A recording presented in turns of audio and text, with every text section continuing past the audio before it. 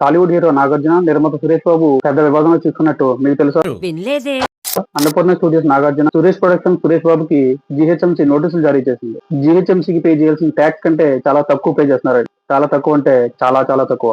Annapurna studios and Rama Naidu studios కి 192,066 చదరపు అడుగుల స్థలం ఉండగా 8,000 చదరపు అడుగులు చూపిస్తున్నారు. మిగతా లెక్కంతా ఏమైందో మరి. దీనికి అన్నపూర్ణ స్టూడియోస్ చెల్లించాల్సిన ట్యాక్స్ 11,52,396 రూపాయలు. కానీ ఏడాదికి 49,032 రూపాయలు మాత్రమే చెల్లిస్తుంది. అన్నపూర్ణ స్టూడియోస్ లో షూట్ చేయాలంటే ఒక్క రోజుకి సుమారుగా 2 లక్షల రూపాయలు వసూలు చేస్తారు. అన్నపూర్ణ స్టూడియోస్ మొత్తం 4 ఫ్లోర్లు ఉంటుంది. మోస్ట్ పాపులర్ షో అయిన బిగ్ బాస్ షో కూడా అన్నపూర్ణ స్టూడియోలో ఉంది. కానీ ఈ పేదవాళ్ళు జీహెచ్ఎంసీకి కనీసం 11 లక్షలు కూడా చెల్లించలేకపోతున్నారు ఏడాదికి. కోట్లలో ఆదాయం సంపాదిస్తూ కేవలం సంవత్సరానికి 42,000 చెల్లిస్తున్నారంటే వీళ్ళని ఏమనాలంటారు? ఇదిలా ఉంటే పైరసీ వల్ల కోట్లలో నష్టం జరుగుతుందని గవర్నమెంట్ కి మనమే కంప్లైంట్ చేస్తాం.